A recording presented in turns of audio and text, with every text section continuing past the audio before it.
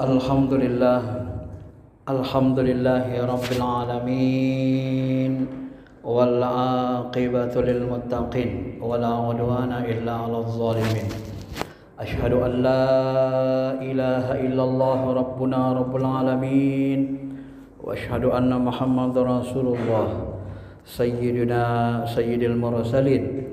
Allahumma salli ala habibina syafi'ina wa maulana Muhammadin wa ala alihi wa sahbihi ajma'in, amma ba'd.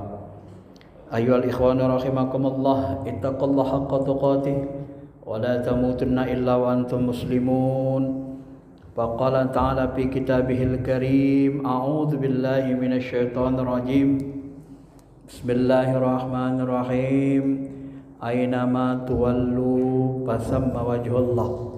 Wa qala aidan wa kana Allahu bi kulli syai'in muhita, wa qala aidan Allahu nurus samawati wal ard, ila akhir ayat. Ma'asyiral muslimin, jemaah sidang Jumat yang dirahmati Allah, mari sama-sama kita jaga, kita pelihara dan kita pupuk tingkatkan kualitas keimanan, ketakwaan kita kepada Allah. Karena saat kita kembali nanti kepada Allah, yang ditanya, yang diperhatikan Allah adalah keimanan, ketakwaan, amal soleh kita. Apakah kita membawa ruhani kita menghadap Allah dengan keimanan yang bagus, kebeningan hati, ketakwaan dan ketaatan, ataukah kita ternyata setelah diuji di muka bumi bukan menghambakan diri kepada Allah, malah menghambakan diri kepada harta, jabatan dan sebagainya. Ma'asyiral muslimin, jemaah sidang Jumat yang dirahmati Allah, tema khutbah singkat pada kesempatan ini adalah profesional dan proporsional di dalam belajar ilmu-ilmu agama atau memahami terma-terma agama. Perkembangan umat Islam hari ini, kita melihat banyak sekali gerakan-gerakan Islam, termasuk harokah-harokah Islam. Ya. Ada HTI yang sudah dibubarkan, ada jemaah tabligh yang masih berjalan karena tidak mencampuri politik dan tidak menyentuh khilafiyah. Ada Salafi Wahabi yang selalu membid'ahkan perbuatan-perbuatan kita. Ada NU, ada Muhammadiyah, ada Persis, Al-Wasliyah dan lain-lain sebagainya. Ma'asyiral muslimin, jemaah sidang Jumat yang dirahmati Allah. Dalam sebuah hadis Nabi SAW bersabda, hadis Sahih Bukhari, "Idza wusidul amr ila khairi ahli pantajiris sa'ah." Apabila sesuatu diserahkan kepada bukan ahlinya, maka tunggulah saat kehancurannya, saat ributnya, saat chaosnya. Apa maksud hadis ini? Hadis ini menyuruh kita untuk profesional atau proporsional. Artinya, u'tu dzi haqqin haqqah, memberikan seseorang kepada haknya, bekerja sesuai dengan bidangnya, memahami ilmu agama, mengambil ilmu agama dari ulama yang memang dia ahli dalam bidang itu. Dari sekian banyak ormas harakah Islam yang saya sebutkan, sebahagian umat Islam ini akan mengalami kehancuran, keributan apabila mereka tidak mengambil ilmu dari ulama yang ahli di bidang itu. Saya yakin kita sepakat, kalau kita sakit jantung, kita pasti datang ke dokter jantung. Kita tidak akan datang ke dokter hewan atau ke dokter gigi, karena kita akan menjadi bahan tertawaan. Maka dari itulah, ketika kita mau belajar ilmu agama, maka kita ambil dari ulama yang ahli dalam bidang itu. Salah satu kesalahan, misalnya katakan sajalah jamaah Salafi Wahabi yang sekarang menjadi pusat sentral keributan lah dulu ya, menjadi polemik di negara kita ini, gerakan ini. Ini kenapa menjadi polemik begitu banyak? sebenarnya kalau kita teliti, ini harakah ini tidak profesional dan tidak proporsional. Kenapa begitu? Karena sesungguhnya ketika kita mau berhukum, kita harus mengambil ilmu hukum Islam. Ilmu hukum Islam itu adalah fikih, usul fikih, ada ulama ahlinya, 4 imam mazhab. Tetapi harakah ini berhukum tidak pakai hukum Islam. Mereka berhukum pakai ilmu hadis. Itulah yang disebut dengan istilah mereka sunnah bid'ah. Di dalam ilmu hukum Islam, sunnah bid'ah ini bukan hukum. Dan definisinya tidak juga mengandung hukum. Karena sunnah itu perbuatan Nabi, perkataan Nabi, takrir Nabi. Maka ketika kita memahami sunnah seperti itu, maka tidak ada bahasa hukum dan hukuman di dalam definisi itu. Nah, ketika kita mau mendefinisikan sesuatu, ambil ulama yang ahli dalam ilmu definisi, namanya ilmu mantik. Ilmu definisi itu masuk kepada wilayah ilmu mantik, jami' mani. Ketika kita mengatakan perkataan perbuatan takrir Nabi sunnah, maka takrir Nabi itu hukum melaksanakannya tidak wajib. Tapi dalam penerapannya mereka menganggap sunnah itu seolah-olah wajib seluruhnya. Inilah awal kesesatan ulama hadis di masa lalu. Ya, seperti Sufyan bin Uyainah, ini sangat terkenal ulama hadis, ulama besar. Ya, beliau sempat mengatakan dalam sebuah riwayat, kalau tidak ketemu Imam Ahmad, Imam Malik, niscaya kami akan tersesat selama-lamanya.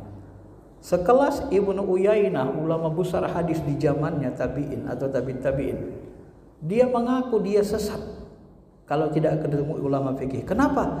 Karena dia awalnya mengira bahwa seluruh sunnah Nabi, perbuatan Nabi, perkataan Nabi, takrir Nabi harus semuanya diikuti.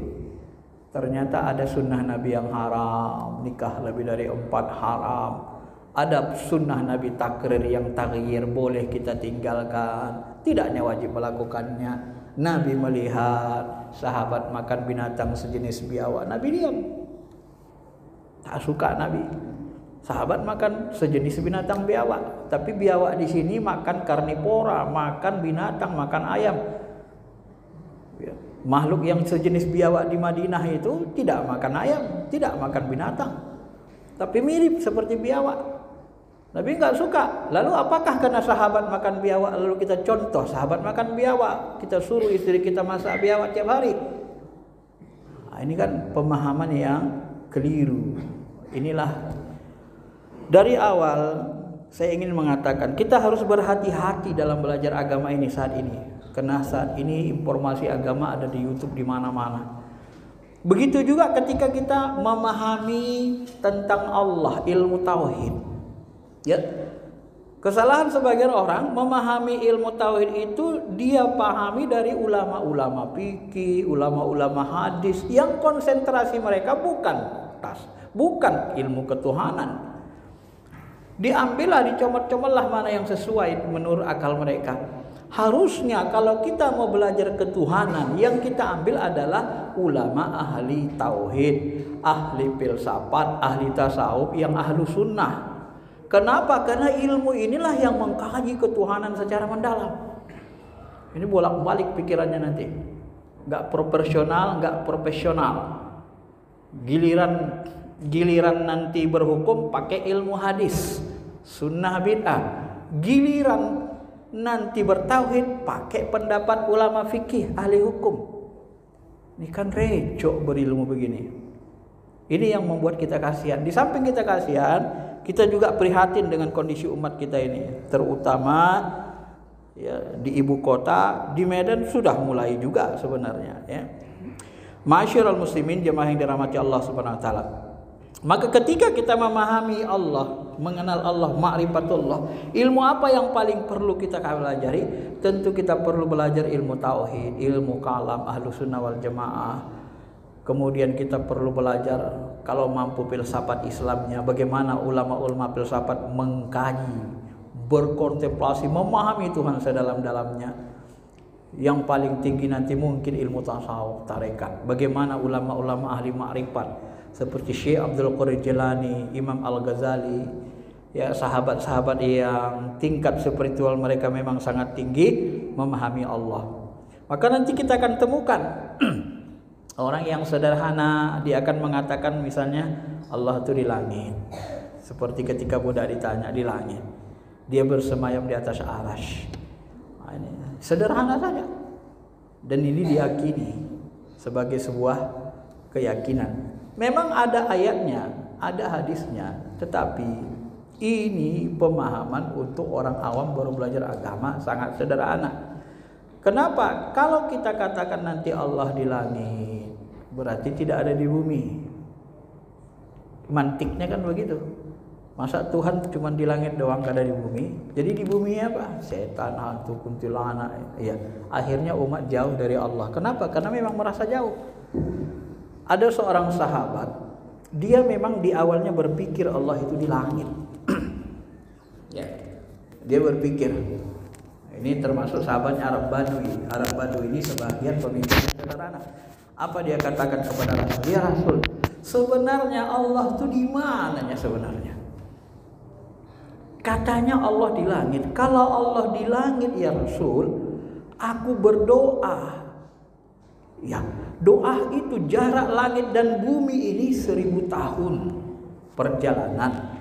Langit 1, langit 2 500 tahun, 2, 3 500 tahun, kali 7 lapis langit 3500 tahun, kali 1000 tambah 1000 tahun, berarti 4500 tahun. Jadi ketika aku berdoa ya Rasul, kapan sampainya doa aku sama Allah? Untuk nembusnya itu aja kita butuh 4500 tahun, umurku 100 tahun aja belum tentu dapat. Pantas doaku tak dikabul-kabulkan, gak nyampe-nyampe katanya. Nah, dia bingung juga. Bingung dia memahami Allah di langit itu. Lalu apa jawaban Allah? Allah turunkan ayat. Wa idza sa'alaka ibadi anni. Ketika hambaku bertanya tentang diriku, anni an nafsi, tentang diriku, tentang zatku. Fa inni qarib. Katakan aku dekat. Bilang sama mereka, inni qarib, aku itu dekat. Ujibu da'watad da'i idza da'an. Maka di dalam akidah Ahlussunnah wal Jamaah, ya, di ilmu kalam Allah itu dekat. Wa nahnu aqrabu ilaihi min hablil warid. Ya, bagaimana menyatukan ayat-ayat seperti ini? Sebahagian mereka mengatakan tidak boleh kita mentakwil. Kalau Allah mengatakan Allah punya tangan, berarti Allah punya tangan. Kalau dia mengatakan punya kaki, berarti dia punya kaki. Enggak boleh ditakwil ayat-ayat akidah. Ini seram lagi nih. Allah katakan dia punya tangan, punya kaki, punya betis, dua tangannya tangan kanan, dua-duanya tangan kanan.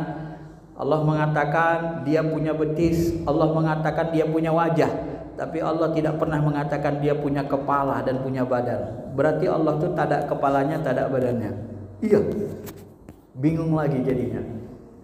Inilah kalau tidak belajar ilmu keislaman yang banyak dan dari ulama-ulama ahlinya. Tidak profesional, tidak proporsional.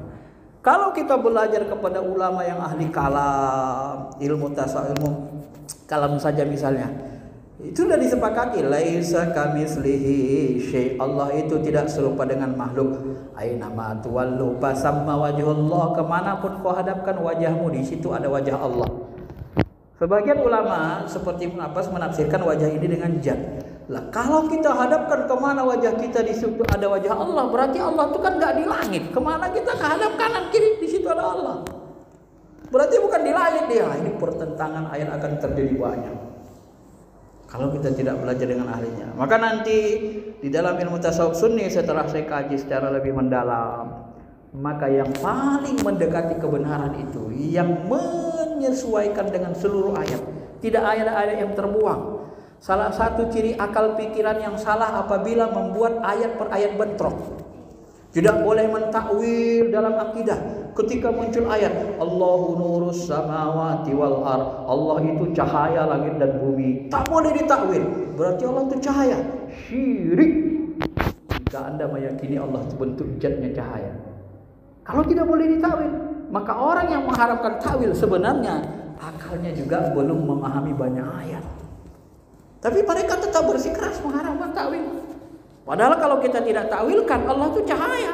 Siapa yang bilang? Allah sendiri. Allahu nurus samawati wal ardh. Allah itu cahaya langit dan bumi. Apakah kita tidak syirik meyakini Allah cahaya? Cahaya itu kan makhluk benda. Kok Allah cahaya? Ini harus ditakwil, tidak boleh diterjemah. Maka hati-hati belajar agama hari ini, ma'asyiral muslimin, jamaah yang dirahmati Allah. Nah, yang paling mendekati kebenaran adalah wallahu muhitum bikulli syai'. Allah itu meliputi segala-galanya. Ini yang dituliskan akidah Thahawiyah. Akidah Thahawiyah ini setara dengan Imam Asy'ari, ulama salaf tabi'in yang paling terkenal. Dia tulis akidah apa? Dia katakan muhitum bikulli syai'in wa fawqahu. Allah itu meliputi segala sesuatu dan dia di atas segala sesuatu. Wa qad a'jaza 'anil ihati khalqah, dan dia menantang, melemahkan seluruh makhluknya. Enggak ada yang bisa meliputi segala-galanya kecuali Allah. Jadi bagaimana memahaminya Allah itu meliputi segala sesuatu? Kita hidup ini minimal ada 4 dimensi. Kalau kita lihat gambar 4 dimensi, kita lihat dari depan gambar laut, kita ke kanan sedikit gambar langit, kita ke kiri ternyata gambar pohon-pohonan. Di mana gambar laut, gambar pohon-pohonan dengan gambar yang disebut tadi? Jadi situ-situ juga berdekatan, meliputi dia. Untuk memudahkan pahamnya, alam jin ini di balik ruang kosong ini ada jin. Jumatan begini mereka sholat Jumat. Di balik ruang kosong ini ada malaikat. Ketika malaikat melihat orang-orang berzikir, bertasbih, memuji Allah, maqa'adu ma'ahum, malaikat duduk bersama mereka. Di balik ruang kosong ini ada alam ruh. Ruh kita tak kelihatan karena dia berada di alam ruh, tersambung ke jasmani kita. Jadi alam jin, alam malaikat, alam ruh ini di balik ruang kosong ini, dia dimensinya. Lalu aras di mana? Dia dimensi Jabarut. Di mana dia? Di balik ruang kosong ini sebenarnya. Cuma nggak kelihatan. Kalau diperlihatkan Allah, diwujudkan jadi nyata, nabrak bumi. Tiang aras akan nabrak bumi, bumi hancur. Maka kalau diperlihatkan seluruh makhluk yang ada di alam malakut, alam Jabarut, alam jin, alam ruh, penuh bumi ini, gak muat, gak bisa jalan kita, masyaallah muslimin. Kalau diperlihatkan Allah semuanya dinyatakan. Jadi kalau aras di balik ruang kosong ini di dimensi Jabarut, Allah di mana? Di setelah dimensi Jabarut ada namanya dimensi lahut, ketuhanan. Berarti Allah itu istawa alal arsy. Oh, iya, benar. Allah itu dekat, benar, meliputi segalanya. Orang di balik ruang kosong ini aja. Maka kita komunikasi dengan Allah dari arasnya, dari Jabarut. Itu dia pandang qalbu kita. Komunikasi kita dengan Allah lewat qalbu kita. Dia sangat dekat. Wong cuma di dimensi aja kok. Jangan kita pahami alam itu atas bawah. Kalau dipahami atas bawah ya jauh sejauh-jauhnya. Ya. Langit itu banyak. Ada langit dimensi alam nyata, ada langit dimensi alam ruh, ada langit dimensi alam malaikat. Nah, kalau mau dibahasakan gitu, ya. Langit itu banyak, ada dimensi alam nasut, alam malakut, alam Jabarut. Nah, itu langit semua, masing-masing alam ada langitnya. Nah, ketika disebut di atas aras, arasnya bukan alam nyata. Aras itu bukan di alam nyata. Mereka berpikir aras itu di alam nyata, di atas langit aja.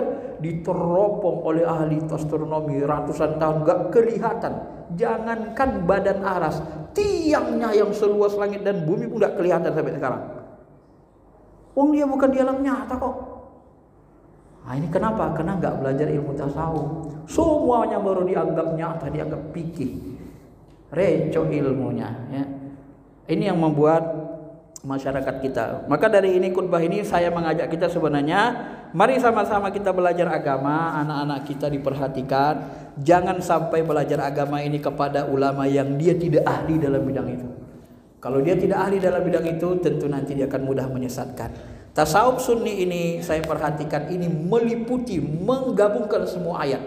Allah dekat, benar, ya, karena arasy itu di balik ruang kosong ini dekat. Aina ma tuwallu fasama wajhullah, benar. Kemanapun kau hadapkan wajahmu, di situ ada wajah Allah, benar. Karena dia meliputi segala-galanya. Tidak ada makhluk yang bisa meliputi segala-galanya. Maka disebutlah Allah itu tak terjangkau akal zatnya. Dekat tak bersentuhan, jauh tak berjarak. Dekat, dia dekat sekali, tak menyentuh. Allah itu. Jadi kalau Allah dekat, Allah ada di WC dong. Kalau ada di mana-mana di WC. WC kan alam nyata. Emang dia bertempat di alam nyata?